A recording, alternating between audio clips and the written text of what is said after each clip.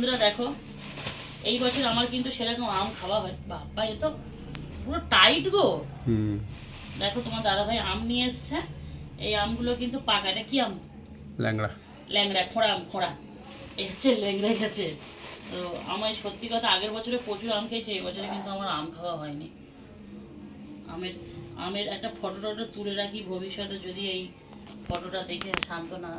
তো বন্ধুরা, আমগুলো খুব শক্ত, পাকা আমি কিন্তু শক্ত।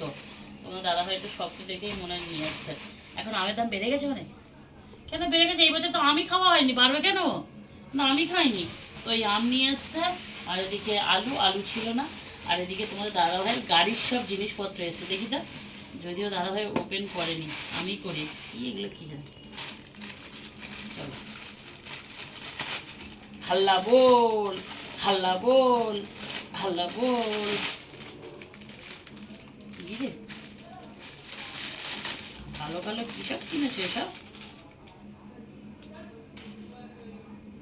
মা, এটা কি?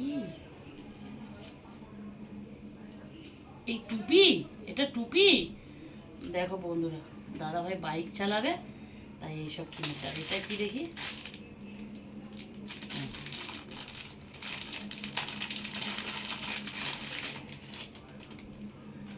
ওটা মজু, হাত মজু, তাই তো? এটা কাপড়টা তো হেভি সফট, হেভি। এটা তো বুঝলাম। এটাতে কি আছে?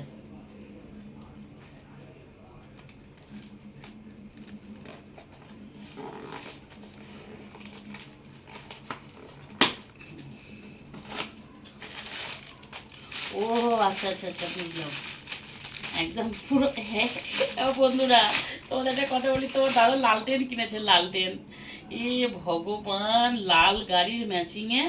আচ্ছা, এটা এরকম হবে।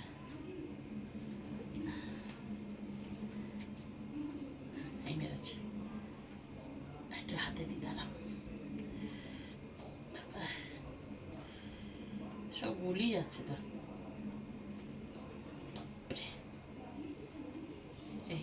এই এইভাবে তাই তো?